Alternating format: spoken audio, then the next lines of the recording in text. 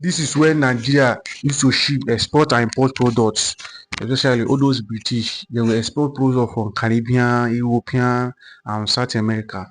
So anytime they are coming through ship, anytime their ship is selling, when they are coming back in Nigeria, they start using their gramophone and vinyl and record with jazz. I be singing.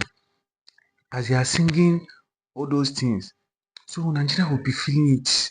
They will be hearing about the music, they will be hearing about the voice, about everything, as about everything. So as they be hearing about everything, the thing begin to how we want to say imagine now how the song, how those things, because anytime worship is coming or they are exporting something, all those British will be singing all those things, and Nigeria will be feeling it at that time.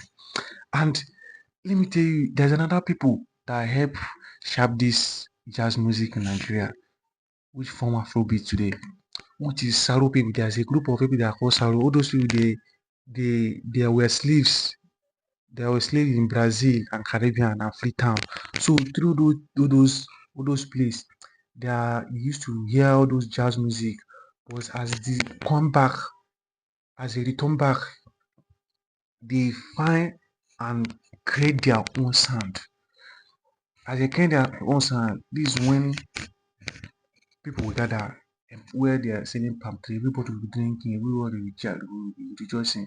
This is where they create. That's why I see that anytime you hear about music, it's like enjoyment. It's when people start drinking palm wine. That's why they call it palm wine music. And the studios play, they create highlight music, which some people don't understand. Understand? So as they are vibing, because that time they will not vibe, they will not sing or do anything because they are under British colonialism. British still control them in 1940. This thing happened in 1940. British still controlling them that time. So they find one hiding place and start vibing and drinking their palm wine and we start singing everything.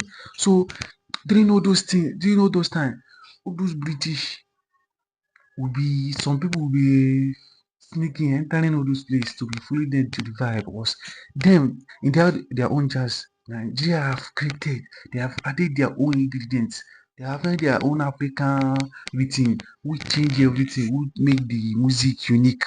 So as they as they are doing all those things, there's one man they call Bob Benson. This Bob Benson returned for England and created a club called Bamboo Club, which some people don't understand and some people don't know till today. This is the one that first created the club, which now where Nigeria is vibing. And another man that imparts in Nigerian musical during olden days, during those 1940s, is IK Dairo. Maybe you have heard this is a guitarist, person that used to play guitar. These people that is the man that used juju music, that used to do juju music during olden days. And the last one is Ambrose Campbell. This Ambrose Campbell is the one that exports Nigerian music during all those olden time. Export this, introduce it to this British audience.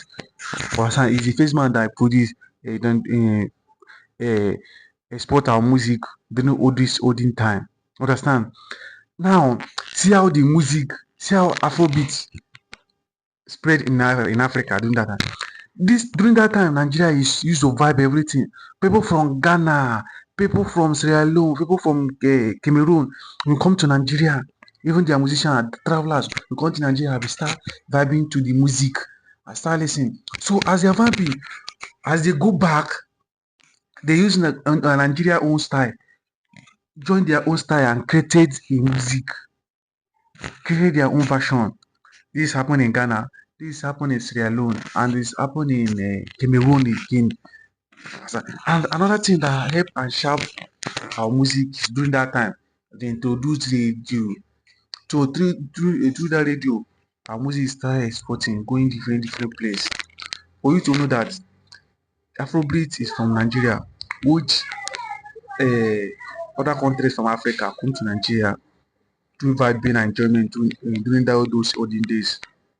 After they experience Nigeria, they go to their own place and create their own version, which makes Afrobeat now. And Burna Boy, Whiskey, Davido, Flavor, all those people. This is what make them the biggest musicians today. This is how Afrobeat was introduced.